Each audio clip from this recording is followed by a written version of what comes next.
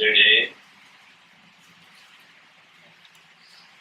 evening it was told, now is being explained why the supreme reality is not comprehended by ordinary men, though instructed in this manner. Going to the Lord's fondness, we already explained, the Lord here is no other than the Self. Lord's fondness for any object whatsoever, He becomes ever veiled effortlessly, and He unveils every time with strenuous effort. Even the subtle topics such as the existence, non-existence, etc. of the self, to which the learned are fondly attached, become an obstruction because they don't accept scriptures. Learned, but discussing all the things with their own mental caliber, that itself becomes an obstruction because they are not accepting the scriptures. Obstruction of the Lord, Supreme Self, then what to speak of intellectual fancying of ignorance. So, the other persons, what they do, they are not having intellect to discuss what is existing, what is not existing, how it is. That much of mental caliber they are not having. But all their intelligence or the mental power they use for the objects of the world objects. So that he is telling intellectual fancying of ignorance. With a view to explaining this, there follows the verses. Man of virile imagination definitely covers the self by affirming that it exists, exists not, exists and exists and exists not, again exists not, and by possessing such views as changing and unchanging, both changing and unchanging and non-existence. If you read the translation of the Gita, what you will understand? So, the commentary is necessary. That's why the commentator says, it is Asti, the Vainasika also says. Vainasika and the follower of Buddha. But Vaisheshika also says it is Asti. Through inference, some creator is there and instrumental power. And Nasti, it is told by the Charvakas as well as the followers of Buddha. They say only intellect is there and the Atman is not there. And another fellow says the experience of the intelligence that is there, but consciousness is not. Like that, Nasti. And there is the Jain, he says Asti Nasti, it is there, not there. And the Nihilist says, that is Sunyavadi, who says everything is void, he says nothing is there. So like this, so many thoughts of schools, so many doctrines, with their intelligence, they try to explain the consciousness, but they have not come to a conclusion. So what talk of undiscriminating persons? That's why, as the question was put, why they are not realizing. Even the masters are giving these scriptures, teachings, And the scriptures are explaining everything why they are not experiencing. For that he has given the reason. When the intelligent persons are not able to understand by discussing what to talk of the ordinary persons. Of what nature is then the supreme truth? By the realization of which one becomes enlightened. This is being explained. Page 530, starting. So, what nature is then the supreme truth? You have told the unintelligent persons are not discriminating about the truth. Intelligent persons, though they are discriminating, they are not able to understand. Then what is the nature of the truth? That is asking. By the realization of which one becomes enlightened. This is being explained. Kotyaschatasya etastu grahairiyasam sadadutaha Bhagavan abhirasprusto eda drishta sasarvadut. These are the four alternative views going to a fascination for which the Lord becomes ever hidden. Fascination of what? Of their own intellectual thoughts. They are completely, to say, they are attached to their view of doctrines. That is called fascination. Yes, this alone is correct. What scripture says that we don't answer. That which has fascination, Lord becomes ever hidden. He is the all-seeing by whom it is not perceived as untouched by these.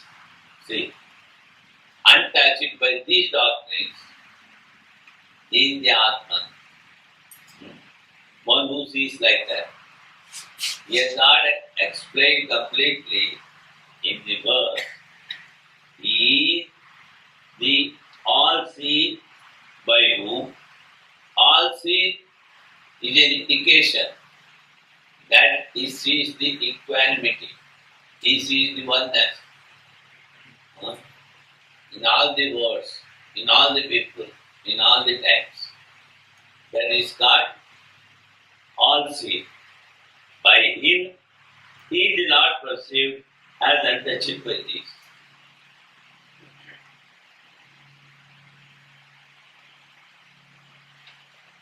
These four alternative notions examined by the followers of logic, but all of them are having attachment to the doctrine, fascination, because Atman is covered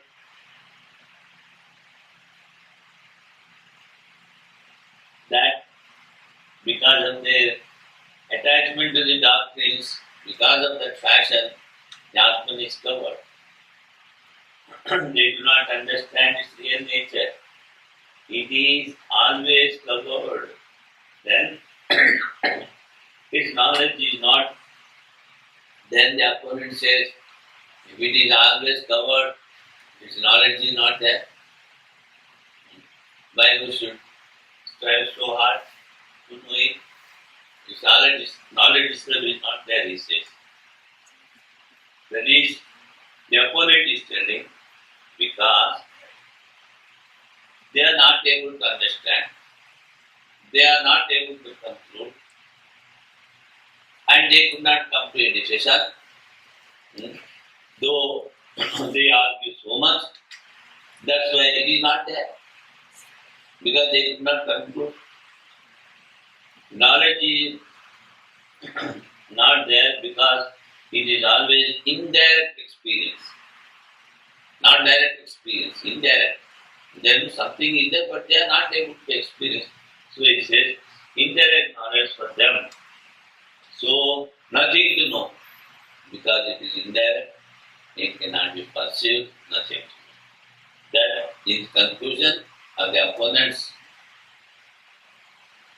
Then he says, Bhagavan abhirasprushtaha. He says, In the Karika, it says Bhagavan. In the previous Karika is told Lord. And for the experiencer, he has used he with a capital letter. But here it says, in the Karika Bhagavan, that he, the all-seeing. Who is Bhagavan here? He, the all-seeing. He is the all-seeing. So Bhagavan, Aviraspustaha, these the four alternative notions, the Lord, the Atman, the Self, the Brahman is not attached. By whom is the Lord perceived and untouched by these? Now, the Bhagavan, whom is the Lord perceived, by whom he has experienced the Atman. Lord is Ishvara? Jivatma.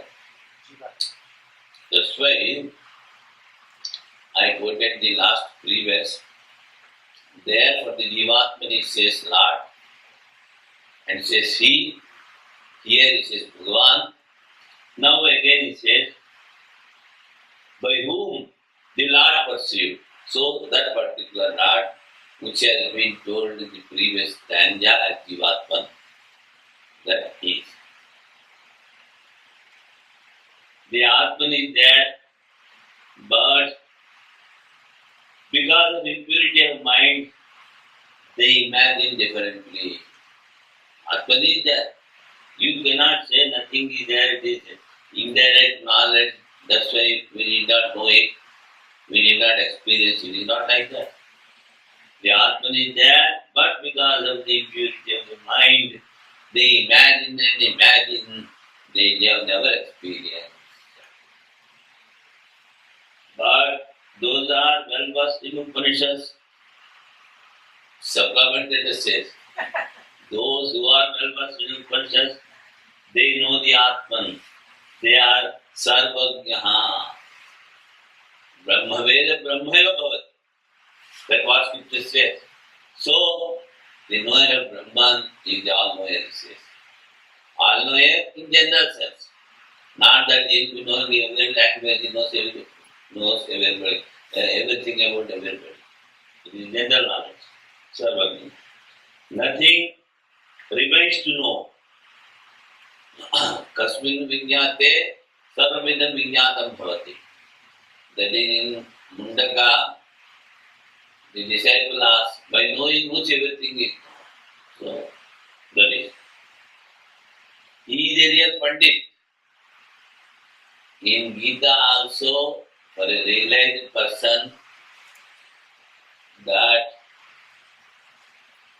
he uses the word Pandit. But in relative sense, they use this for each and everybody. In our ashram, the cook also is called a Pandit. So, a scholar in a particular subject is called also Pandit. And who is a Brahmin, who is doing rituals, he is also called a Pandit. Panditji ko bulao, called Pandit. So, in the relative sense, in the relative word, though they use this word Pandit for many people, but in the scriptures, Pandit means a realized person.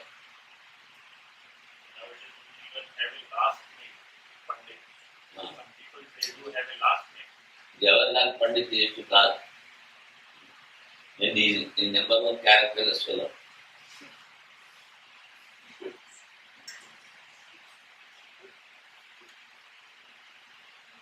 Even the same case with Radha Krishna also. He was a big philosopher, no character. Radha Krishna. He is a very big philosopher. Only generic of the words, but no character. The question to be answered is told by Sloka. Kidrit. कीदृक् पुनः परमार्थतत्त्वं यद् अवबोधात् अबालिश पंडितो भवति. Now he is asking. Previously he told Balisha, undiscriminating person. Now how they become pandits? That's why within subcommentary he uses the word the pandit. Kidr. Why one has to know the Brahman? Subcommentary. Because of his knowledge, one becomes a pandit. That's Yad avabodhat. He says, Yad avabodhat bhalisha pandito bhavati. And discriminating person becomes a pandit. Now he is explaining this sloka. Kotyaha pravadata shastra nirnayanta. These four notions, alternative notions, are expressed through the different followers of doctrines.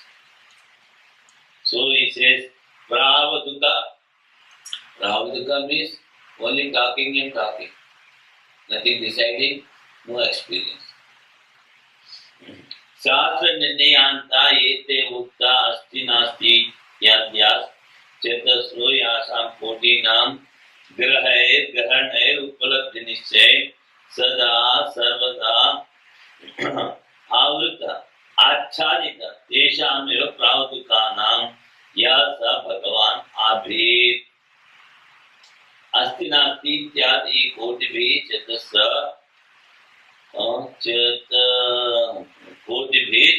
चतुस्रभिः अपि अस्पृष्टो अस्त्यादि विकल्पना वर्धितः. Though they discuss so much, the Atman, that which is existing, is not touched by these doctrines. Iti etat yena munina drushtaha.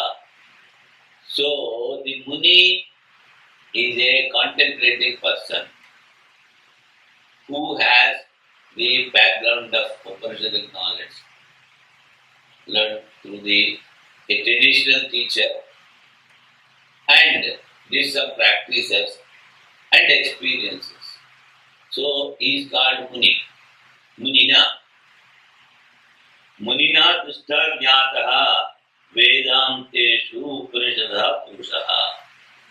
What has been explained in the Vedanta, the Upanishads, that particular Purusha, he has experienced. Sa Sarvadrik is the seer of all. Sarvagnaha, he knows everything. Paramartha Pandita. Now we see, not a gender Pandit in the relative word. He is a Paramartha Pandita. There are these four alternative views, namely, it exists, it exists not, and the several views of scriptures of the disputants, which have been spoken of, and going to the faith resulting from the realization of which the Lord ever remains concealed to these disputants alone. Going to the faith, they don't doctrines. They say whatever we say is correct. So, because of that, the Lord, the Atman, the consciousness, ever remains concealed to these disputants alone. The sage by whom is seen, is known, the Purusha, revealed by the Upanishads. So, the sage, the Muni, is translated here as sage, not the tea sage. You get a tea also sage.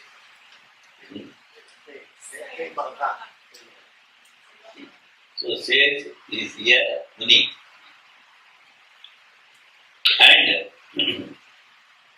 Purusha revealed by Upanishad, what he has experienced then what Upanishads have to be? Who is untouched by the four alternative views? Comes. As it exists, that is to say, beyond such imagination it exists, is the all-seeing. So, beyond such imaginations, as it exists, as it not exists, so is the all-seeing, omniscient, meaning he is an enlightened person in the true sense of the word. So he has answered the question, Yadavamuhadat bhalisha pandito bhavati. By knowing which, the unintelligent and discriminating person becomes a all-knower. See. So,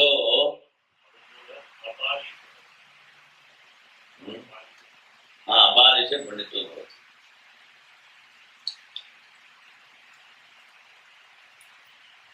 He says, Tam tu auparinadam purusham pruchhami.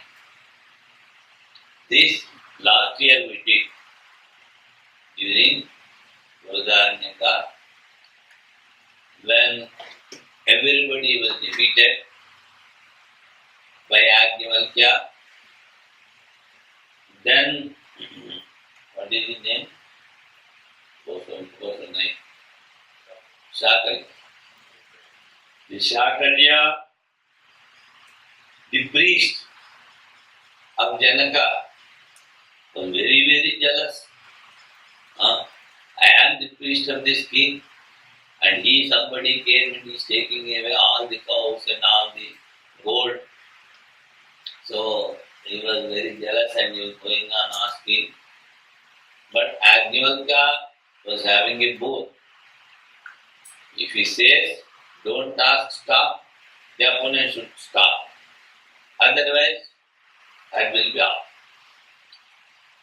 He says, he never hears.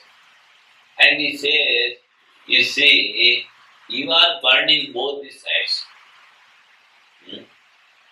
We use here to take something like forceps.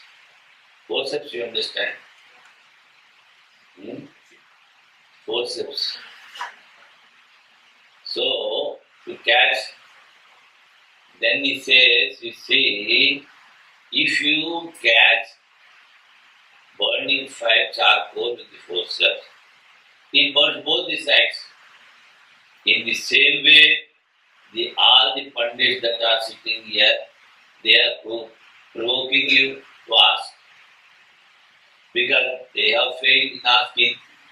One side you are burning with them, another side you are having so much of jealousy. So, both sides you are burning. Better you sit down. Again go. Then he says, you are ghost number one, sit down. Even ahallike, uses the word ahallika, the ghost. A ghost sit down. He never hears. So finally, then Agnivalkya asks, he was a follower of rituals, rites only, and he does not know anything about the Upanishads, the one that. So Agnivalkya asks him, Come to Aupanishadan Purusham Pruchhami. Come to Aupanishadan Purusham Pruchhami. He could not answer. Come to Aupanishadan Purusham Pruchhami. Oh, acha. I am asking the Purusha which is described in the Upanishads, the Atma. The same thing is going on. Purusha Upanishads. That's why, because of the topic has come, Purusha described in the Upanishads. He could not answer, but the winner, if he puts a question, if others could not answer it, he has to explain what he has questioned. He explained that, and because he was not knowing, he said his father, come to Aupanishadan Purusham Pruchhami. I am asking the Atman or the consciousness which is described in Upanishads. That is the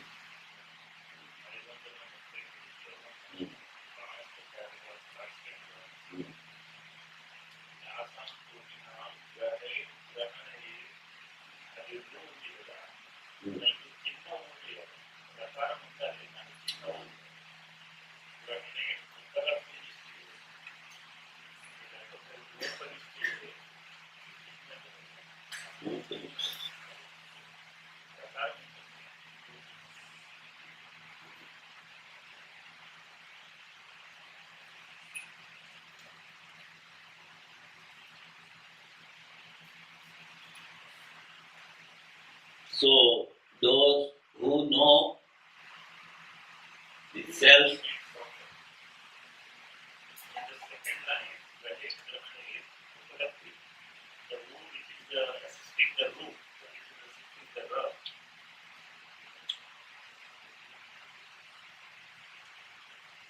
those he knoweth, he becomes Sarvajna. Nothing remains to know. He is the Pandit. So, why one has to know the Brahman? The opponent has asked the question. Because of his knowledge, one becomes a Pandit. Yet avabodha. He says, by knowing which, one becomes a Pandit. Telling about the disputations, they cannot touch the self. They cannot touch the self. That also has been told. Now he is going with the further Yavat Jivam Agnihotram Dudiyat. That is, as long as you survive, you have to do Agnihotram ritual. That is the meaning of this particular scripture. Now, the opponent is there and he is the follower of scriptural rights. So he says, let it be, he is a Pandit, he is a Sarvajna and he knows everything, but he should follow the scriptures. That means, even after knowing Brahman, he has to do the rites. That is the question. So the man of knowledge also should perform Agnihotra, etc. Opponent is asking. Then the answer is, Prapya Sarvajnatam Krishnam Brahmanyam Padamadvayam Anapannadi Madhyantam Kimata Paramihate. Having attained omniscience in its entirety, as well as the non-dual state of Brahmanhood, that is devoid of beginning, middle, and end. Does anyone wish anything thereafter? Question. So, after realizing the Atman, he becomes Sarvajna. In general, he knows only one thing is there in the whole world, and that is the consciousness, and it is not different from me, and all the other things are unreal. We hear the word omniscience Ah, refers to knowing everything in general. yes, Sarvajna.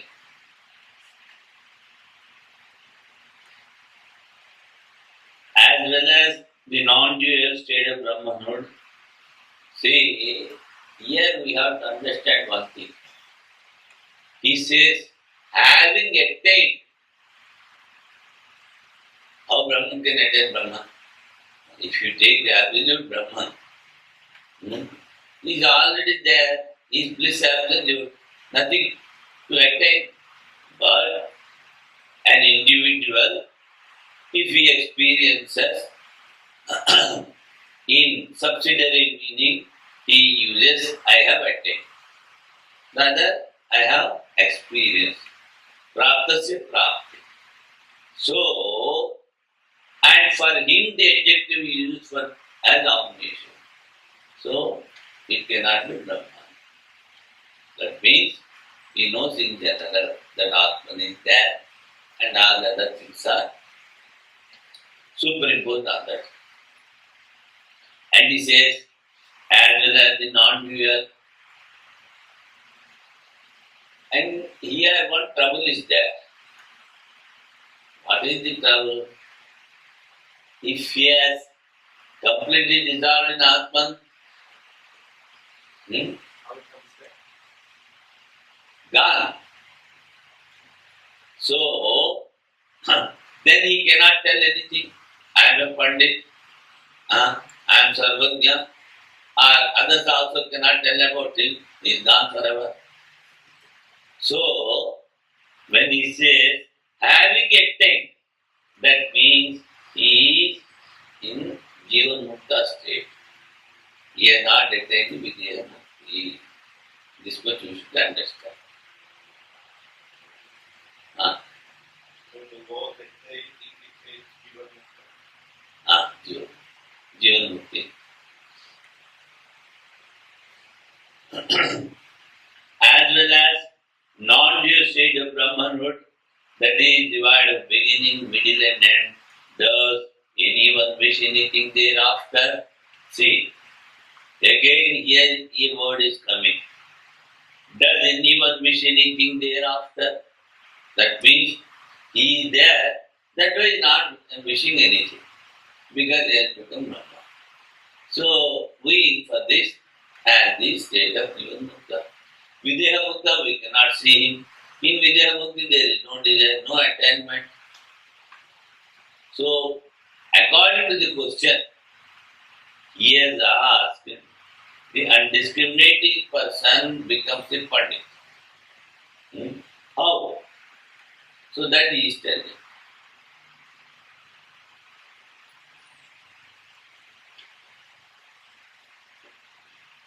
Here, in the commentary of the Shastri, you have to write a word. Anapannadi madhyantam. One word you have to write down. Prapyetam etoktam krishtam samastam sarvajnatam brahmanyam padam sabrahmana. Anapannadi madhyantam. According to the sub-commentary, he gives that as pratika. Pratika means how the sub-commentators they write something and they take a particular word of the commentary. So we have to explain the sub-commentary, then we should go to the commentary, explain that till the other word comes of the commentary. So that is the way of explanation. But the sub-commentator writes Anapannadi madhyantam. That word is not there in the commentary yet. Even in this book also it is not there, it is written. Okay. In the fourth line, page number 531, and space, fourth line. Last word. Anapannadi madhyantam. But here in the that is he is explaining this particular word afterwards. Afterwards. But in our book it is written in the beginning. Yes, that is Pradika. So Anapannadi madhyantam.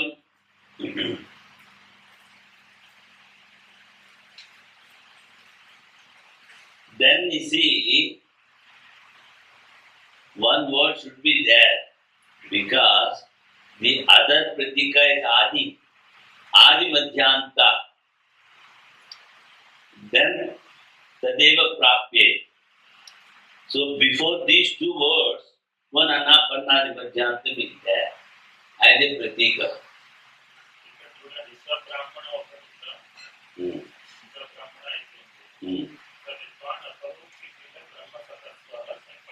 No, you need not. You just read the pratika. Then afterwards, Adi is there. Adi, how it will come afterwards? Tadeva prapya, again another is. So, Anapannadi madhyantam, here they are written. How it will take afterwards?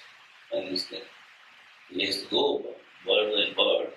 Anyhow, that what I feel is we should write Anapanadi Madhyantam.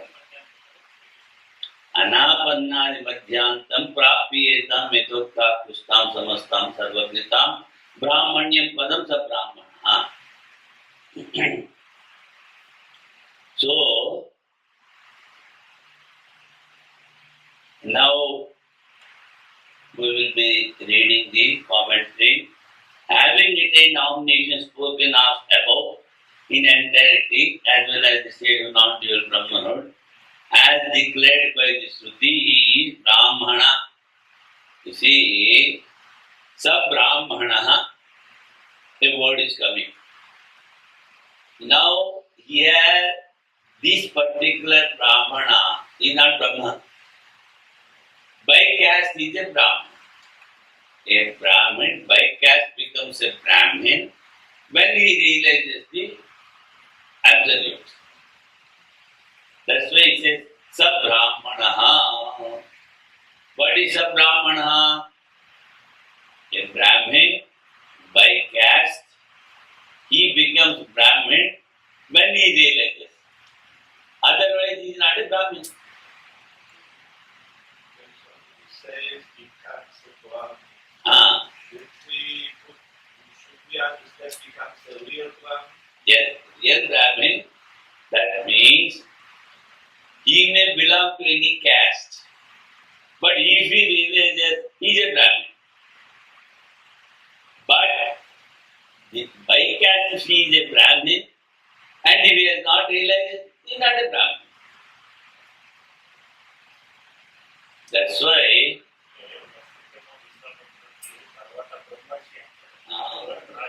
that is today I already told last time. The question about this one is, if I make a mistake, Swami, please correct me. No, that's all. And then make a mistake.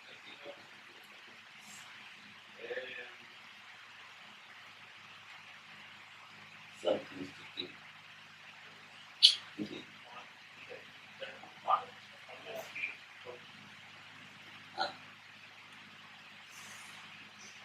What I know Swami did, and this may be his statement, I will not say, is that in the past, only Brahmins would take sannyas. Yes. This is the point. But if we look here, let's say, we know that not only Brahmins by birth attain self-realization. This means, so when a person attains self-realization, it's a given result. But it's not the Brahmin. But we can call him Brahmin because he has realized. We can say he's the real Brahmin because he has realized. So before he has realized, because he's not a Brahmin by birth, he could take sannyas. But after realization, is there any point for him to take sannyas? That is left to him. It's left to him. Because you see, in Gita Bhashya, telling about Janaka, there were all the atmosphere and all the facilities were there, but Janaka did not take sannyasa. But eligibility was there. By not taking sannyasa, then one will not be realizing no Shruti to that extent. If you take sannyasa only, you will be realizing, otherwise you will not realize. No such script. Only thing is, that's why everywhere they say, two types of paths are there. Pravritti and nivritti. And Sri Krishna says clearly, by pravritti means karma yoga, you will realize the same state. And by nivritti, by Sankhya yoga also you will be realizing the only the undiscriminating people call it as two paths. But they will be realizing one thing. And here, in another place, Sri Krishna says,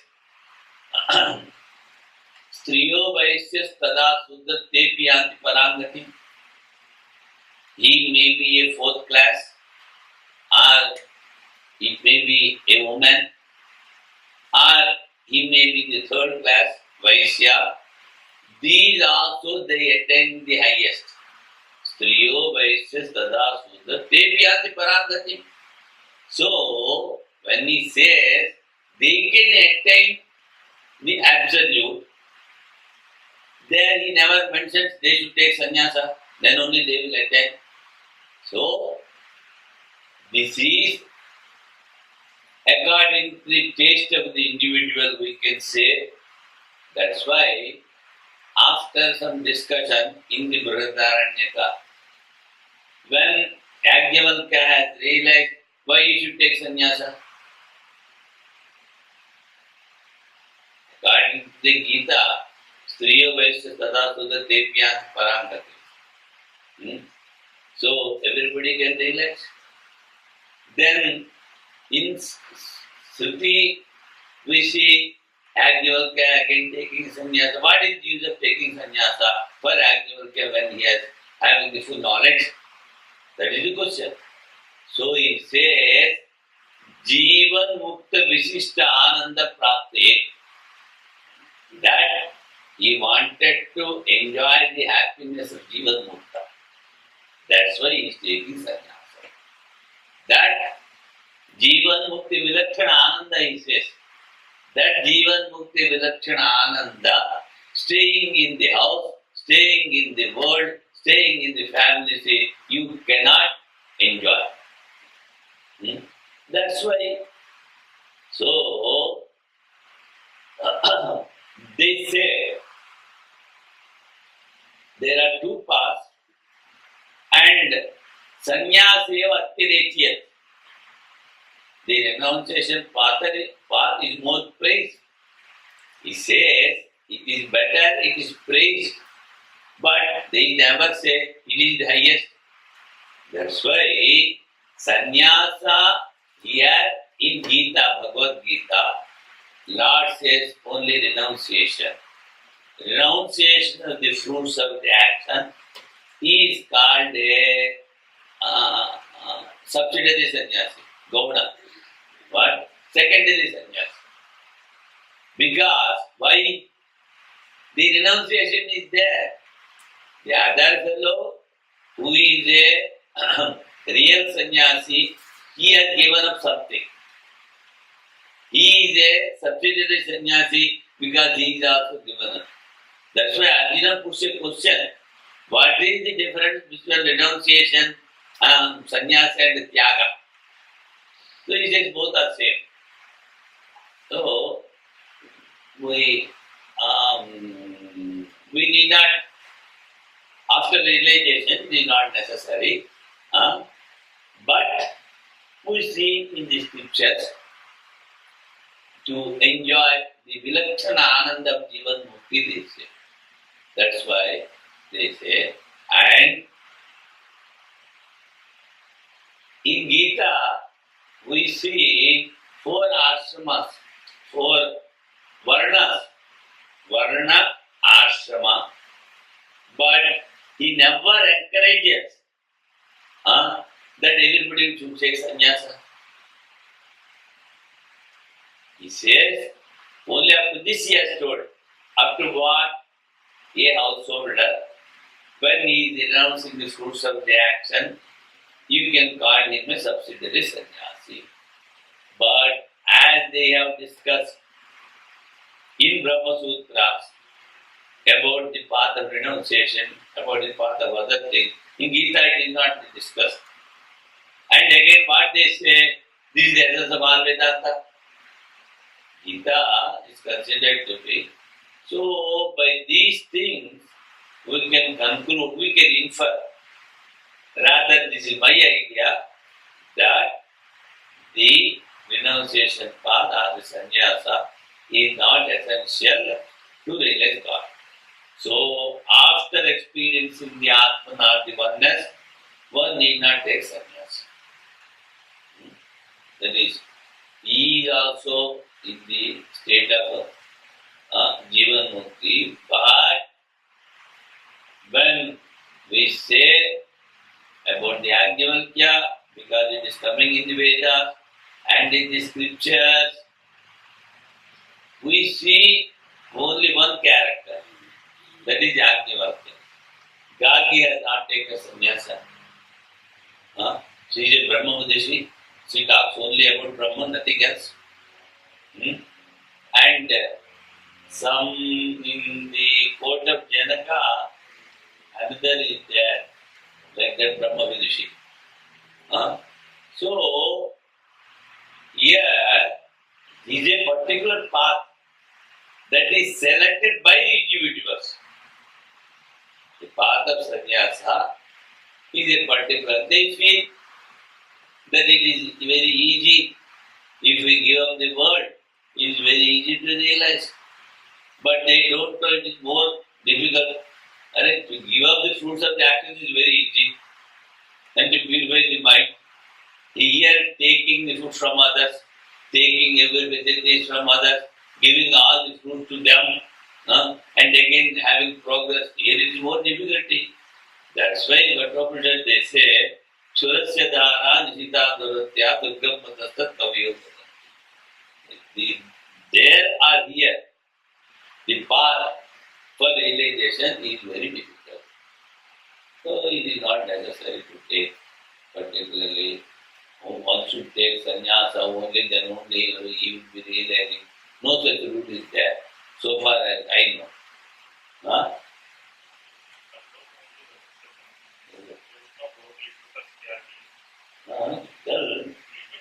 But it is not here. There is a sloka, Swami. It describes about 5 personalities, 5 people, those who have not taken sannyasa and even realized. One is Lord Krishna. They say he is bhogi. Bhogi means he is enjoying, of course, from the perspective of the relative world. And Supastyagi, Shukdeva is a Tyagi. And Gripo Janaka Raghav. Janaka and Rama both were kings. Even then they were realized. And Vasishtha Karmakartacha. He was performing rituals and everything. Vasishtha. Panchayate Jnanina. These 5 are considered to be the realized things, even though they are not.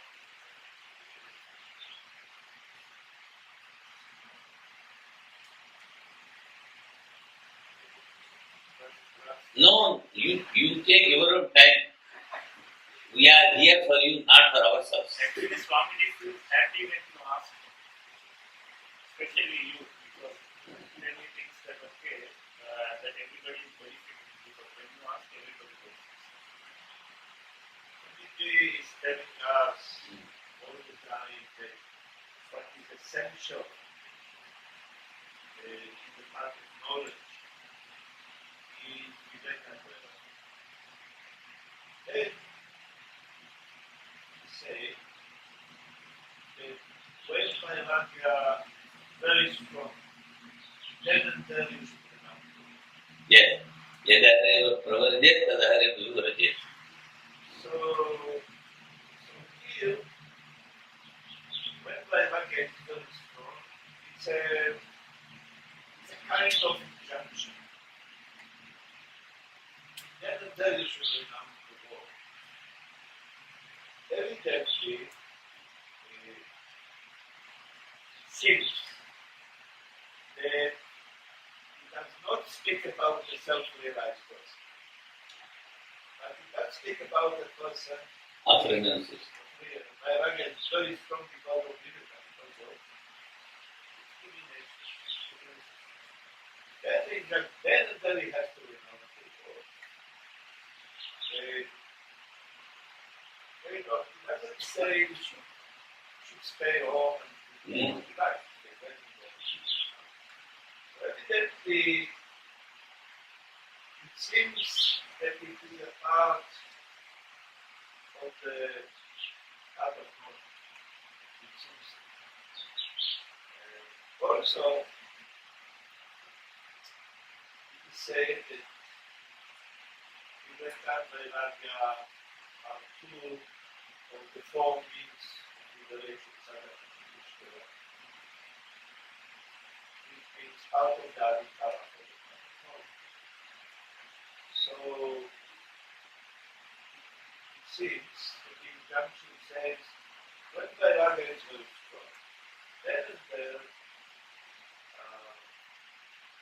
should do now.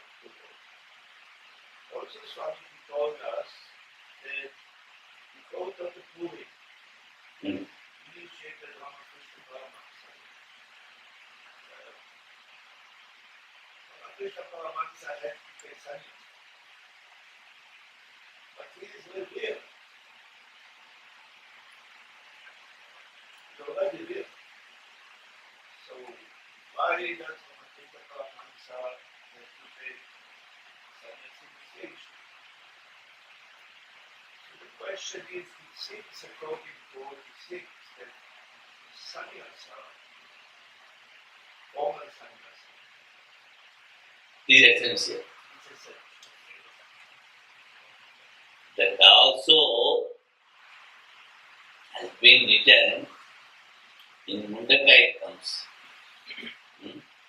That Liga Sannyasa also is essential. That means taking the. See, now we have two questions. Even in the Tattva and Vedanta Sara, they discuss about the Jivan Mukti and Vijay Mukti. And they talk a lot about the renunciation. And in the beginning also, they talk of discrimination and dispassion. But you see, staying in the house, completely having detachment, like Rama or Sri Krishna, everybody cannot do. Or Vasishtha. That is exceptions. But here the thing is, Sri Ramakrishna says, he always says discrimination and dispassion. If you are not able to give up the world, you give up mentally, he says. So, the aspirant, when he mentally gets detached, a stage will come in the aspirant that he cannot stay in the house. So that what you call Yadhareva Pravajet Tadha Bhajate. Because everywhere there is written 4 stages of life. But as you said, when he gets, then he cannot stay. So that it is, though it is written in the scripture that outside sannyasa also is essential. For whom? And again they distinguish sannyasa into 2 categories. Vidva sannyasa and Vidija sannyasa. And they say the argument has taken Vidva sannyasa and others are taking Vidija sannyasa. Vidija sannyasa means to know. So now it depends on the individual whether he wanted to stay in the house and realize or whether he wanted to give up and realize. And it depends on the taste of the individual. But when he gets see Tivra Vairagya, then nobody can tell him. He himself gives up and goes to sannyasa and he leads the life. So, even if he does not want, what I mean to say, if he is having a blazing dispassion, he gives up. So, that itself proves that a 4th stage also is there. In olden days, they were not actually taking sannyasa. We never, before advent of Buddha, There is a big long debate on this in Vedanta as well. After Madhurya Buddha, the No, that of course afterward is there. When he gives up, he will. Why sannyasa is necessary and where it is told, there is a long debate on that. But there is no mention of sannyasa. The opponent says, then how are we able to prove it further? That of course, scriptures are there. यदहरेव प्रवर्जेत तदेव रजेत ब्रह्मचर्यादेव प्रवर्जेत गृही भूत्वा money भूत्वा प्रवर्जेत. So the fourth stage is there. Not that it is not there. But when a man is having a blazing dispassion, he automatically gives up. He cannot stay there. As Arjuna did. But for realization of God, it is not essential factor.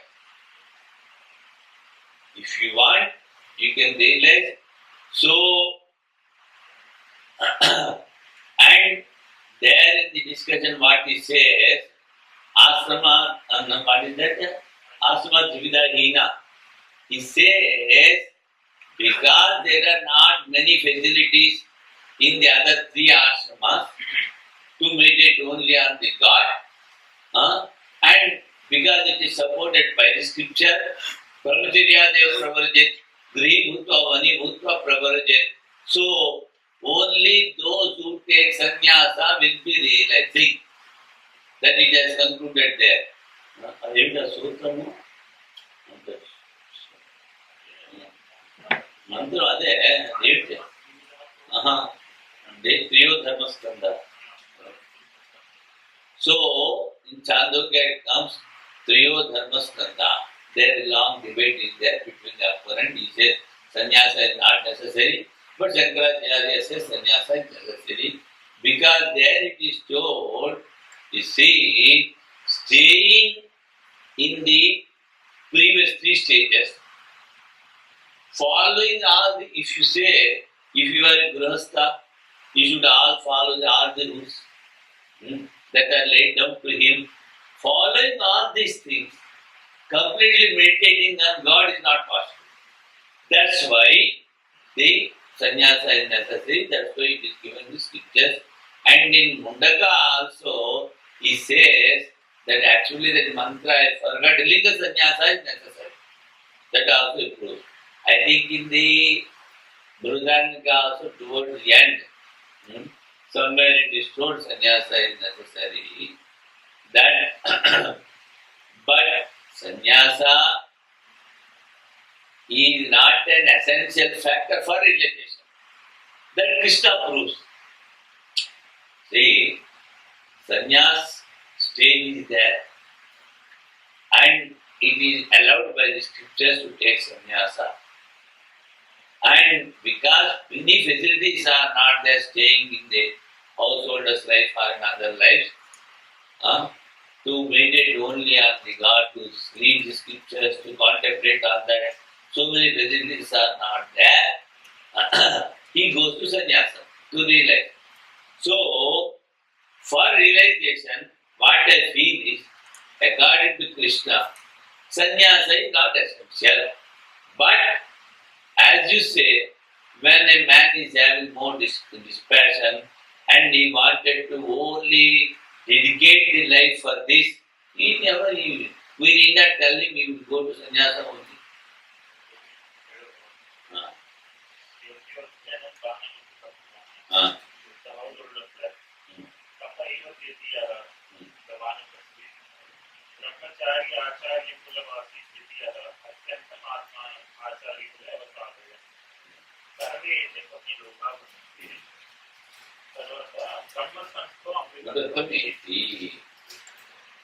See, here in this, he says, the other three stages of life, they go to Punya Loka. And the fourth stage, Brahma Samstha, staying in Brahman as a Jivan Mukta, he enjoys the absolute bliss. Amritattva means, and then again birth will not be there. So, here he proves that the fourth ashrama is there. The other three ashramas, they go to heaven only. But as he told in the sloka, which he has told, that Rama and no, the other sloka he has told, according to that sloka and according to the Gita, sannyasa is not essential for realization. It is, that's why in Ishavashopanishad he says, the Vyasa explained to Sukadeva there are two paths, Pravritti and Nivritti. And it has been told. And in the fourth chapter also is told there are two paths. So whichever is necessary, whatever is necessary according to the taste, they take. But in this particular mantra, Shankaracharya proves that without sannyasa there is no realization. And as Swami has said, that when he has a deeper vairagya, why does he leave? Because there are certain duties assigned by the Shastras that Nitya Karma and all these things, spiritual intention, Nitya Karma, they will be unable to follow those duties staying in that particular Varna and Ashrama. Like if he is a Brahmachari or if he is a Grahastha, the householder, they will not be able to perform those duties staying in this ashrama when he has a deeper vairagya. That is one of the reasons that he goes there. Because if you stay in the household, and if you are not performing those duties, then again you get the pratyavaya, the sin of not doing that. So, according to Krishna, Lord Krishna, sannyasa is not necessary for realization. But according to scriptures, Upanishads, a fourth stage is there. Whoever wants, they will take. And he says, there this clearly says, only the sannyasi will be the intention. Lord Krishna is saying this pranamukti. It's first he will do the karmas, then he will do the upasana, then later on he will slowly realize. This is called pranamukti. And this is satyamukti. There are two words in Sanskrit. Pranamukti and satyamukti. Satyamukti is of the sannyasa path. Jivanmukti. Jivanmukti and satyamukti. Immediately.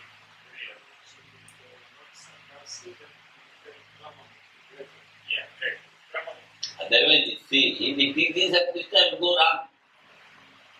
Otherwise, teachings of Krishna will go wrong. Teachings of Sri Krishna will be going wrong. They will become futile. And he is not taking a particular group of sannyasis and teaching. He is taking a grihastha, teaching for grihastha. And you say, this is the essence of Vedanta. Everybody accepts. They have not stopped in Brahma Sutra, all right. Vedanta is over. Then he says, the essence of Upanishads, the essence of Brahma Sutra and Gita, you say. Then, now, there are two ideas. So, what I feel is, according to this, let them take. Because they don't have such strong determination and confirmation like the previous vairagya, as Swami said. So they go on the path of Pramamukti. He says Shadai Swami. This is the Shanai Pantha, Shanai Kantha, Shanai Parvata. That means the practices that you should do slowly, not all of a sudden. But if you are having a burning dispassion, get up. No. Brahmacharya Pravaraja.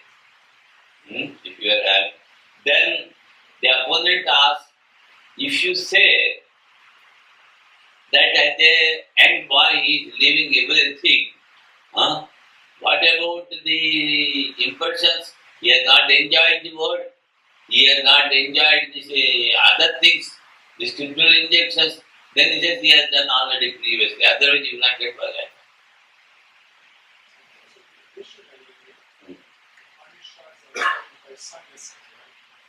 No. is not essential. Mostly they are reading because the householders see Taitriya for Upakurvana Brahmachari who wanted to go to the householder life. All the instructions are given. There what he says, Swadhyaya Pravatinam Jam Na Pramaditavyaha. One word. And he says, Swadhyaya Deva Iti Nako Modgalyaha. Only by Swadhyaya you will realize that is one of the Upanishads. Swadhyaya, there, both things you can say. You see, when the instructions are given, he has given the Upanishads only. And then Swadhyaya means only this first thing only I will read, the other things I will not read. So it will take not even 1 hour. That means Swadhyaya is over. It cannot. And in Gita also, when he says in the 16th chapter that you should follow brahmacharya also as well as you should read the scriptures. With all these things they say.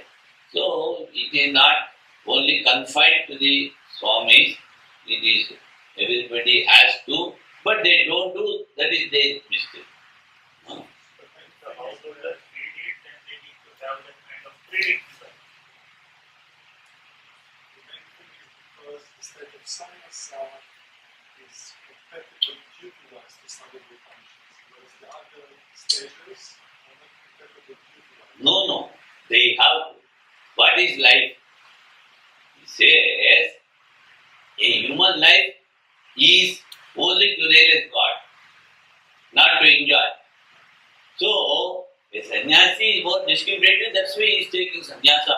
If you are not discriminative, you are only in the world. You are going deeper into the darkness. So, there also, even, you see, in some of the places they say, even Sri Ramakrishna says, just after the birth of 1 or 2 children, you should live like a sister and brother. What does it mean by that? That means you should meditate on God. But nobody is doing, that is different thing. That means the life of a human being is only to realize God. That you go in that path or you go in this path, that's why it is only discrimination, and discrimination has been given to only human beings, not to anybody else. So they have to discriminate, they have to do. But it does not mean because I am householder, I will not study Upanishads. There is no injunction like that. It is not like that.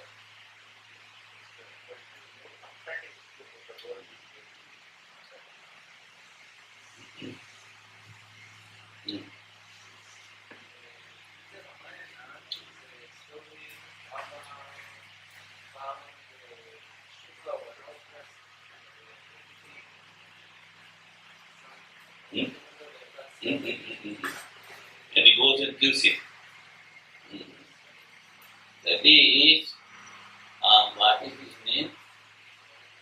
That even you see, in olden days, the caste system was very strict,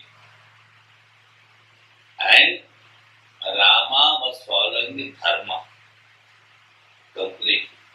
Ramo Vigrahavan Dharma. He is performing an yajna which he should not. Because of that, some bad was happening in the kingdom. That's why he has to kill. See, he has to take care of the whole kingdom. That if he is for himself, it is alright.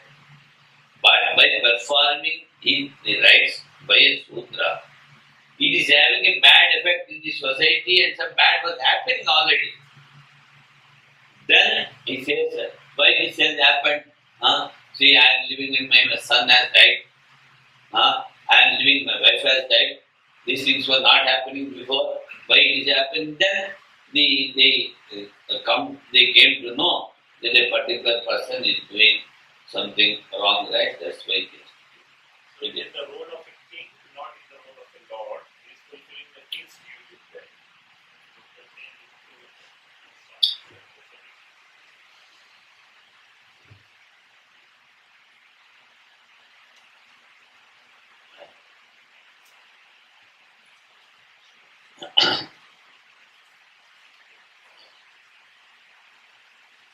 Going beyond the four notions, he becomes the all-knower. Samatatvam, Paripurna Girtirupatvam, he gives the proof for using the word Brahmana. Sa-Brahmana, he says. After experiencing the Brahman, the fruits are told as real Brahmana. A Brahmana is a Brahmavid, that is, knower of Brahman. The fruits of knowledge, that is his nature, his greatness, not changing, nirvikara, no growth, no decay. So, in one form, ekarupaha, that he is explaining. That is explaining Anapannadi Madhyantaha. He is explaining as Anapannadi Madhyantaha. That means he will not be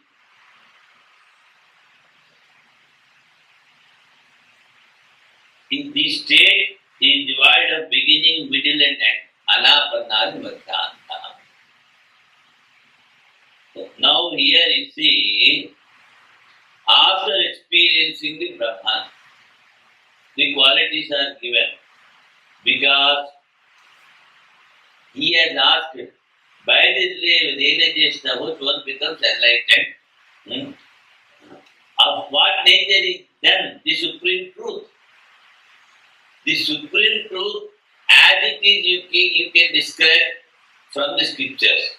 But he is taking an individual who has realized and he is describing his state. That's why he says, what is the fruits of realization? Brahmavidaha. That is his nature, he says. And it is his greatness. He is very great. He stays in his own state, not changing. He never changes because of the duties of the world or some sorrow, nothing. He never changes under any circumstances. And no growth or decay. If something he gets, as householders, if they get some money, they become so much happy. If they lose, they become so dull. So these things are not there. And if they lose their son, they say, oh, I have lost everything. Like that they speak. These things are not there in the realized person. In one form, Ekarupaha he says, that he is explaining. So, what he has asked, by the realization of which one becomes enlightened, that stage he has explained. Then he says, Adi Madhyanta Utpatti Sthiti Laya Anapanna Aprapta Yasman. ये क्या है? यस्य अद्वैस्य पदस्य न विद्यन्ते तद अनापन्नादि मध्यांतम ब्राह्मण्यम तत् पदम. So he will not be having the beginning, middle and end. That's why तदेव प्राप्य लब्ध्वा किमथा परस्मात् आत्मनाभात् ऊर्ध्वम् ईहते. So after attaining that, because he has become one with the all-pervading, no desires in him. Naihate. Naiva tasya krutenartho. That he will tell in Gita. Now we will go to the English. Having attained omniscience spoken of above in entirety, as well as the state of non-dual Brahman, as declared by the Sruti, he is Brahmana. This is the eternal greatness of Brahmana. That is to say, the non-dual state, devoid of beginning, middle, and end, or in other words, creation, existence, and dissolution. Does anyone wish anything beyond that? So when he reaches the stage, no desires in him. After entering that very state of the self, the meaning is that any desire or endeavor becomes of no use thereafter. As evidenced by the Smriti passage, for such a man here, things done or not done do not evince any interest. Okay? Naiva tasya krutena. There is a question, Swami, about this talika, about the words void of beginning, middle, and end. So, void of beginning, middle, and end, the commentator explains the void of creation, preservation, evolution. But in the Bhagavad Gita, I think, chapter 4, chapter 3,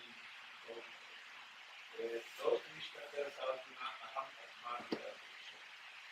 Om Krishna, I am the Atman, I am the beginning, middle, and end. So, after saying I am the Atman, he says, I am the beginning, middle, and end. At the same time, what to do? That is from the attribute standpoint of view. Even the creation is not there, I am there. In the beginning, in the middle, and the end. But here, after realization, he will not be having a birth and again stay and death. So, here, taking the individual body is telling, again it will not take birth. So, there is no beginning, there is no middle. But for absolute point of state of view, Sri Krishna says, when the creation is not there, I am there. When the creation is there, I am there. When the dissolution is there, I am there. So, the stages, the planes differ. That Krishna was telling from the absolute plane of view, and here was the relative plane for a realized person. So, my question about this is, for the realized person,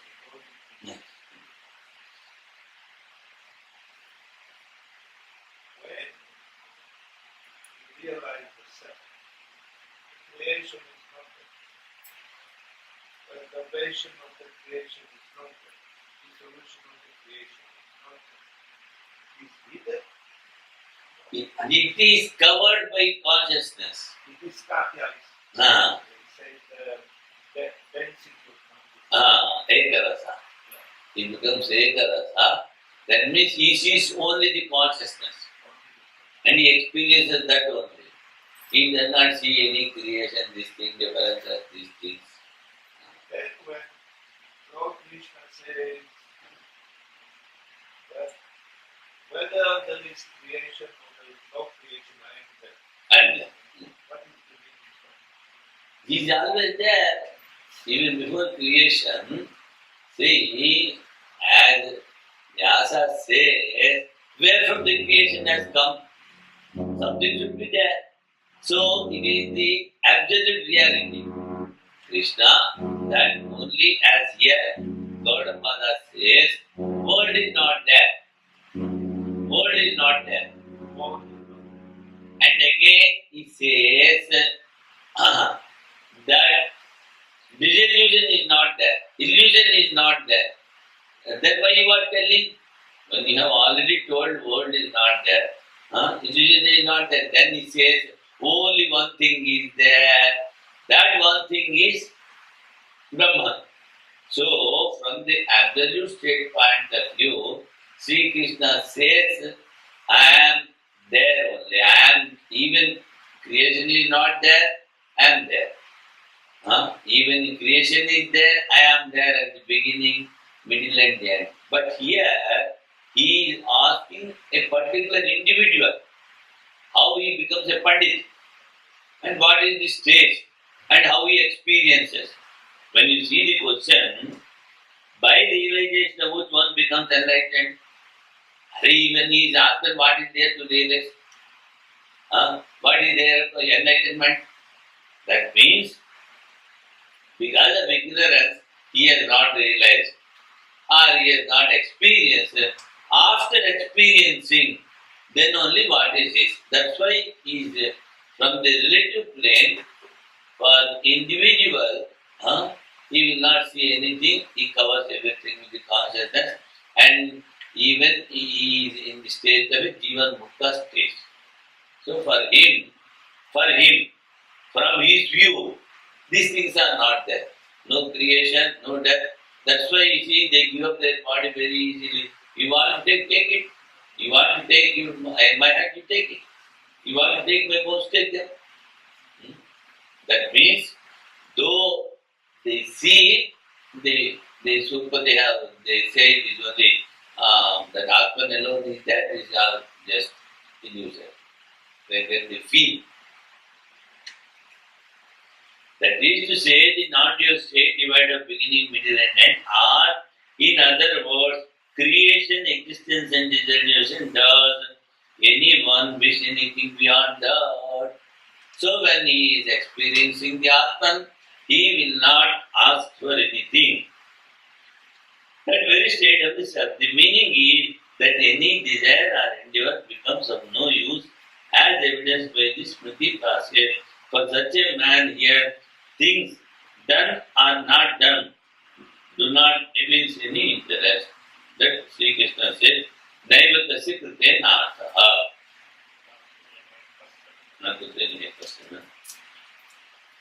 To show the agreement, the rest is expected tadeva prapya. So after attaining that oneness, that you will not be having any details. After getting the knowledge, the knower of the Brahman becomes Kutakritya, he says. What has to be done, he has already done. For him, nothing to do. Now he goes to the further question. No duties for a man of knowledge has been told. No duties. That is,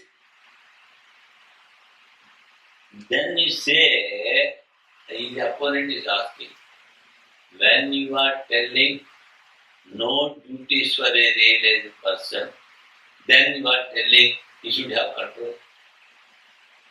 No duties. And again you say, Aruksho Munvar Yogam Karma Karan Muchite Yoga Prasata Seva Samakaran Muchite. When he has attained the yogic state, he has to control the mind and senses. So, if you are telling there is no duty, a duty is there to control senses and mind for him. He has to. So, how can you say there is no duty? Simply question. That is the question. That is there as control of the senses. Shanto Jantaha. It is there.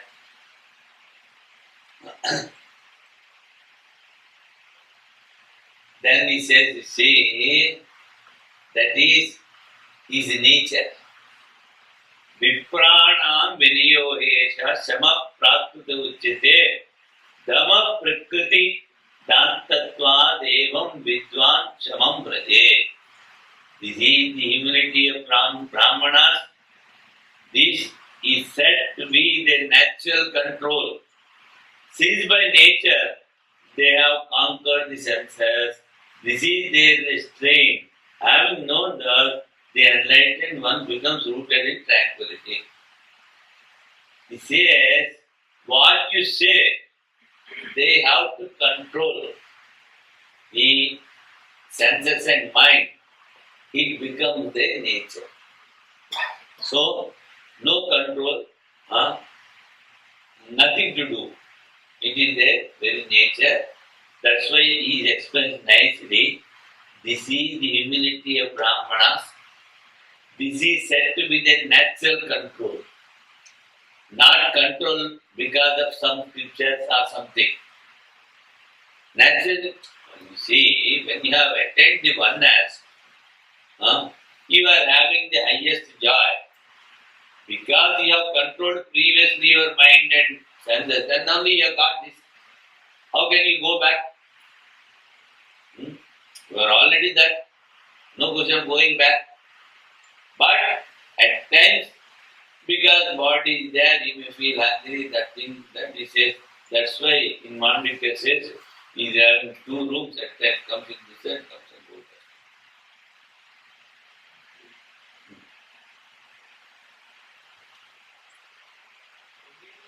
Speak simply about the humility of the Brahman in relation to what Swami just said, that there is a kind of duty in appearance that he has to control the mind, he has to control the senses. That is the opponent is asking. That's the opponent asking.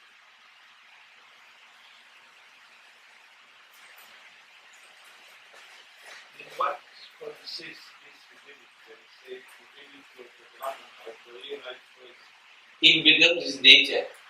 humility becomes the nature. Because he is seeing the oneness. And then seeing the oneness, if ego is there, then only I have to perform this duty. The doership has come. Because of the ego, the doership will be coming. If the doership is there, then enjoyship will be there. So, when ego is not there, then no doership. It is only will of the God. I am doing something, he feels like that.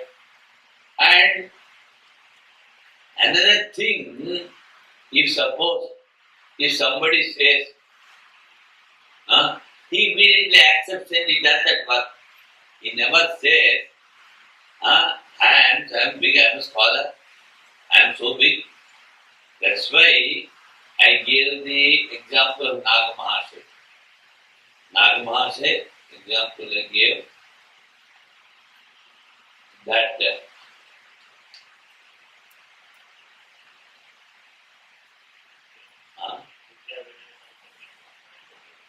that also is there. So, he said he went to receive somebody, but that gentleman thought he is a porter. So, you take this, go to all right. So, now he is telling another thing. Sri Krishna says, Vidya Vinaya Sampanne Brahmane Gavyastini Suniteva Sapagyasya Panditaha Samadashini. Pandita, that here he sees one God. So, because he sees oneness, the humility is natural to him, he says.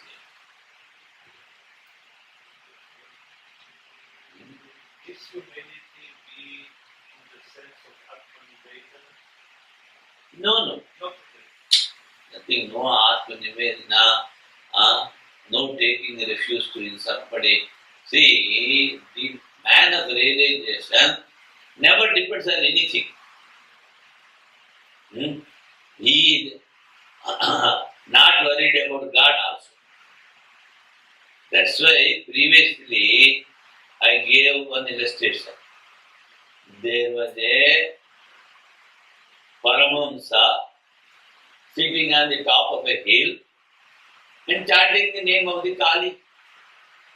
Something he has to do. This is Jivan Mukta state. Stark naked, nothing to do. Sitting on the top of a pillar. And he started chanting the name of the Kali. And he made the Kali appear. Mother Kali. Then she says, you should take a boon. He says, I am a realized person, what boon I want? I don't want anything. Get out. He says, no, you should take. Otherwise, my darshan will be wasted. She argues. All the gods and goddesses, without giving a boon, they cannot go. Yes. Because you have prayed, I have come. Now you have to take. Then he says, this leg is very fat. and this other leg is very thin. So this you transfer this fatness to this leg. Go. You have to do something, you do something and go away. So no desire. That what I mean to say is the humility is their nature. Another illustration I gave, the great Bhartrihari was a king, and he renounced the world. And renunciation means it is very strong renunciation. So one day he was preparing some bread in the graveyard, cremation ground. What is the fire? The cremated fire. And that he is preparing some bread. Because feeling hungry, he has to take something. Then that was the evening time. See, after evening again night comes, he cannot see anything. So before that he has to. So he has started preparing and he was preparing. And evening, especially if it is Trayodasi, it is compulsory that Lord Shiva and Parvati will be going round. But in the evening it is considered that Lord Shiva and Parvati, they will be moving around. So Parvati is Bhartrihari. Oh, he was a king. Now he is just preparing bread on the cremation ground. I cannot see this as a mother. I want to give support. He is a renounced person. He will not take anything. Why do you go there? No, I am a mother. I have to. That's it. All right. Now see the Home Minister. If he Shiva will not hear her, then again quarrel will be there between them. Because he is the Home Minister. All right. As you please, let us go. Then he was turning to the side of the fire and he was preparing the bread. Then these two stood behind and asked Narayan Hari. That means we are also feeling hungry, give us something. Then what he does, Bhartrihari, just stares off the bed, off and put that. And he was doing his work. He has not seen backside. Who are there? How long they can stand? Then Shiva says, nothing will happen, let us go. You cannot do anything to him. At least he should see us. Then only we can talk to him, we can grant him. He is not seeing you. What you are going to grant him? Let us go. He says. So it is something like that. That they are not worried of anything. And another thing, the humiliation, this in the last year where humiliation. This last year I told when we were taking Brother when the courtiers, when all the disputants asked Yajnavalkya, are you the great man who has realized everything, man of knowledge, not taking away all the cows? Like that the other Brahmanas, they put the question. Then he says, you see, I always bow down to the man of knowledge, man of realization. I am running a school, Gurukulam, so I want some milk. That's why I am taking the cows. If you are having some questions, if I know, I will answer. That is humiliation. So, Humiliation is insult. oh, humiliation is, sorry. This is humility. So, it is their nature.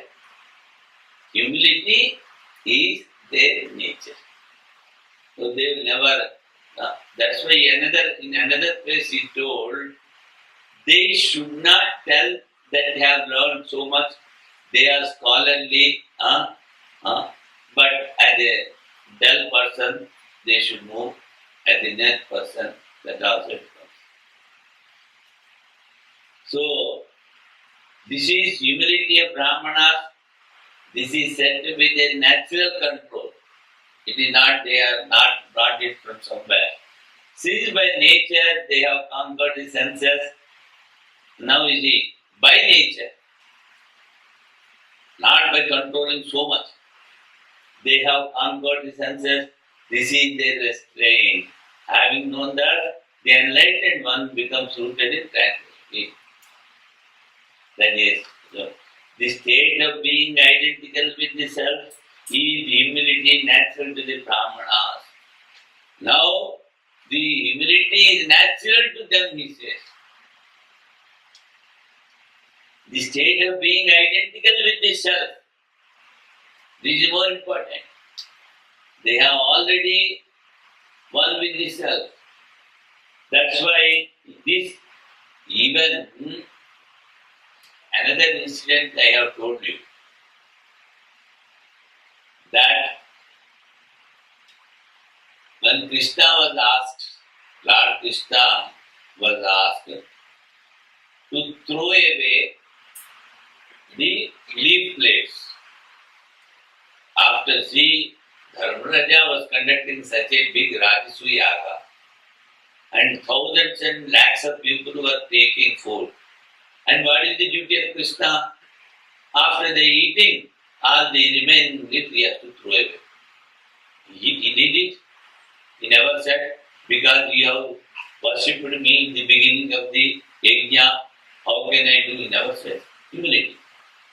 And now, Lord Vishwamitra asked Sri Rama to bring some flowers for puja. Then what Rama did? He went to the garden, but immediately has not brought the flowers. He found the gardener, he requests him, he prays him that they want some flowers for my Guruji. Can I take? He was the Lord of the universe. What answer is that? To ask somebody, you can just go and pluck. That is called following Dharma. That is the humility.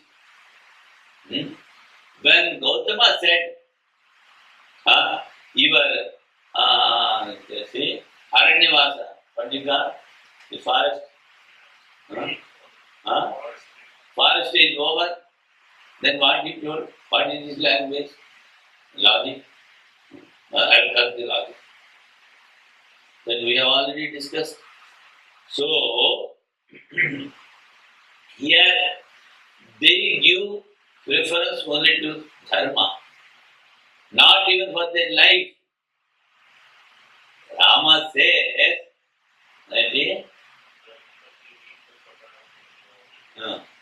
Prana jai, Vachana jai.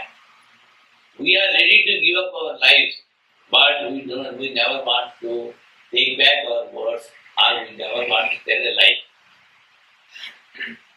That is following the dharma or humility.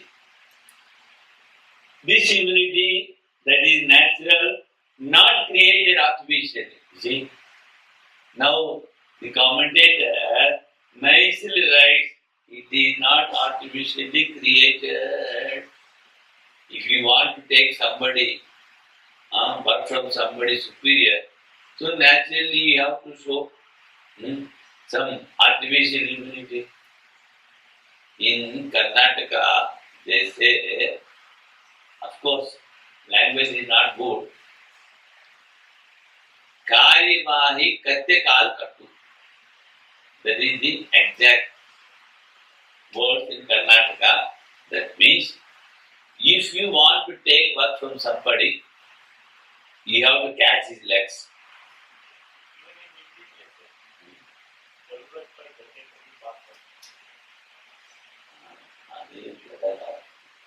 So, क्या है जरूरत पड़ने पर that is still very bad. So, the meaning is only this much. If you want to take some work from somebody, you should make him your father, he says. Whatever, whoever it may be. Like that, that is artificial humility.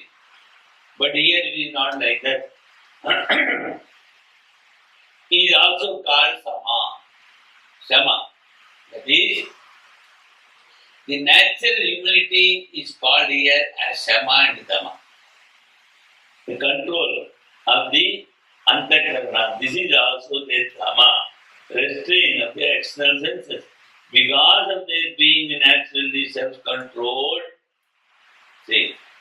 because of their being naturally self-controlled, since Brahman by nature is tranquil, Brahman is tranquil, so they are also Brahmaveda. Brahmaveda, by knowing them, by knowing Brahman, he becomes also Brahman. Having known the earth, as already explained, known Brahman to be tranquil by nature, the enlightened one should attain tranquility that is natural and is the very nature of Brahman, meaning one should become identical with the nature of Brahman.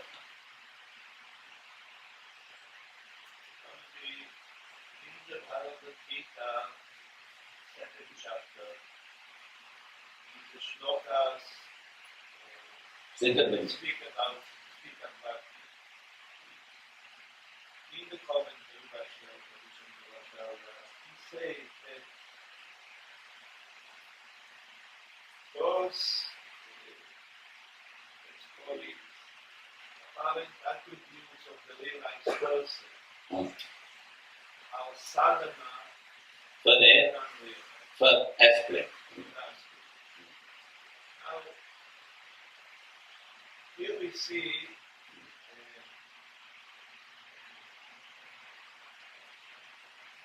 samanta, which are nature of the realized person. But we also see samantana And sadhana chatushka. Yes, The sadhana. it is.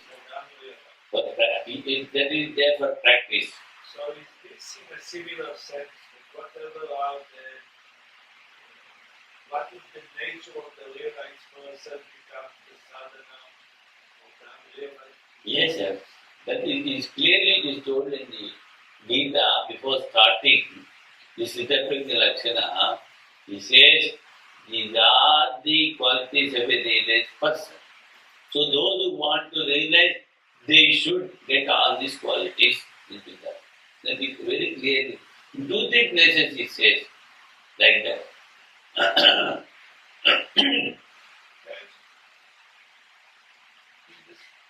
the same subject, but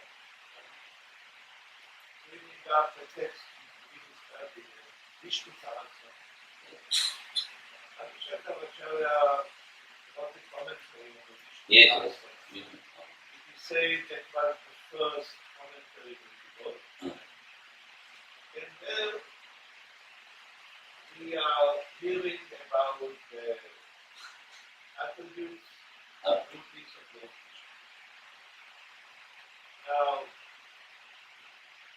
regarding what is mentioned in the Vishnu Sahasrama, can we say the same thing? But there what it is written that we should know in Vishnu Sahasrama, see, whenever you remember the attributes of the Lord, or when you chant the name of the Lord, you are not accepting the non-duality. You are accepting the duality. So, there you see, the aspirant's level is little lower. Here, it is little higher, the aspirant. There only chanting is given, concentration is given, by that mind will be purified and he will afterwards he will control the mind, etc. But here those things are done for an aspirant here. So for a realized man, the control of mind and senses it becomes natural. For a man of, say, a superior intellect, he will be controlling and realizing. That's why you see, last sentence he says, meaning one should become identical with the nature of Brahman and tranquility, he says. So, if he has realized it is alright, otherwise he should get it up. That's what we mean to say. There, of course, a little in stages we can tell. You chant, and while chanting, I always say, you should feel the presence. And if you feel the presence, and actually in other places, Lord Shankaracharya says, you should identify yourself completely with the deity whom you are chanting. Then only it is called upasana. So, there, whether he is in the beginning or whether he has identified, but once he gets identified with the deity, again these things become normal to him. The Shama and Dhamma. There, in last time, we gave the illustration of Ranti Deva. Ranti Deva, you know, in Bhagavata it comes. Ranti Deva. So, though he was a king, he was doing everything by himself. That he was grinding the floor, Ranti Deva, and preparing bread for the Lord Krishna. And it was very summer, heat was so much. So when he was grinding the floor, Lord Krishna himself came and started fanning. Then he says, weapon is coming, so he sees behind. Then how? Lord, you are. Then he falls on the bed. Then Lord says, you are doing so much for me. So much devotion you are having. And in such a concentration of mind you are doing, you are only remembering me. So I want to fan. He says. In that moment only he gave the Sudarshan Chakra with God is protecting you. That's when Durvasa came, nothing could happen. That is, you see, Ambarish, sorry, not Ranti Deva. That is Ranti Deva, this is Ambarish, sorry. This is Ambarish. So, how does one the upasana? It depends on the individual. If he is completely dedicated, then we can say accordingly he is having the humility and he is having the control of the senses, other things like say Prahlada. But simply one started chanting and he wanted some fruits of the worldly things, then we cannot compare that person to this religious person. Because different stages are there. It all depends on the individual's mind, individual's desire, what he exactly wanted. It is only pure devotion or selfish devotion, all these things are to be considered. But when you want to prove that only one reality is there, those who wanted to know that reality, they have to follow these things. We can tell. There is no harm.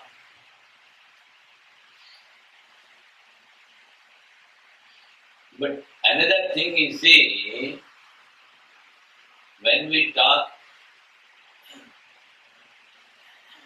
in the public, everybody has not reached that stage. So, We have to come down to their level,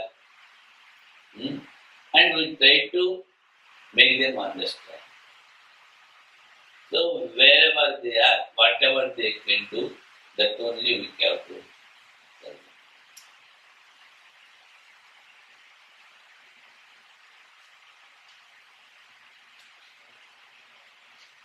them. The humility is the nature of Brahmana as well as the knower of Brahman. So no control over them. You told the opponent has asked, Sema, Dema, control is necessary for them. No? Yes, control for them is not necessary. Sema, the humiliation is natural. Humility is natural, not controlled artificially. Dhamma, restraint is also their nature. No niyoga. Niyoga means no control. You need no control over that. So, the unchangeable Atman, as he says, gives the meaning, viprana. So, unchangeable Atman, he says. As so, he stays. He stays as an unchangeable Atman. That is telling viprana miniyohesha. The natural humility is explained. Here that this is the natural nature of the self. Humiliation is says, humility, this is nature of the self, he says. Yedetat atma surupena avasthanam. So now you see, he is not differentiating between the humility and the Brahman. He is staying as a Brahman. So finally what he says, the sub-commenter, both are same. A realized person, he is the incarnation of humility. But as we say, what is Rama? Incarnation of Dharma. Ramo Vigrahan Dharma. In the same way, here what you have to say, what is the nature of a realized person is the incarnation of humility.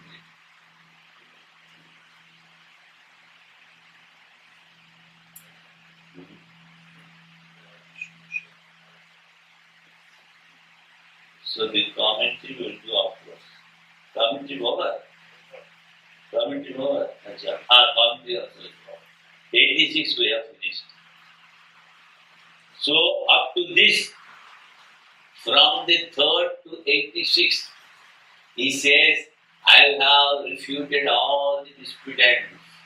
Now I will tell about what my religion is. What is my doctrine? Godfather I am going to tell.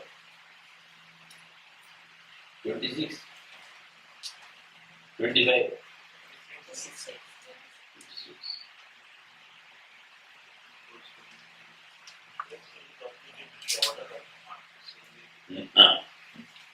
Obligatory order or command. command.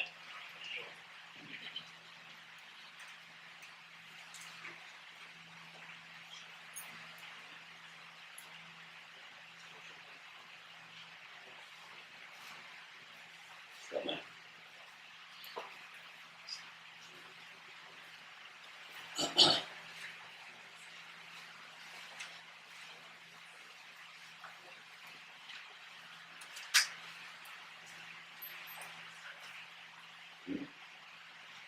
So day after tomorrow you are coming with us.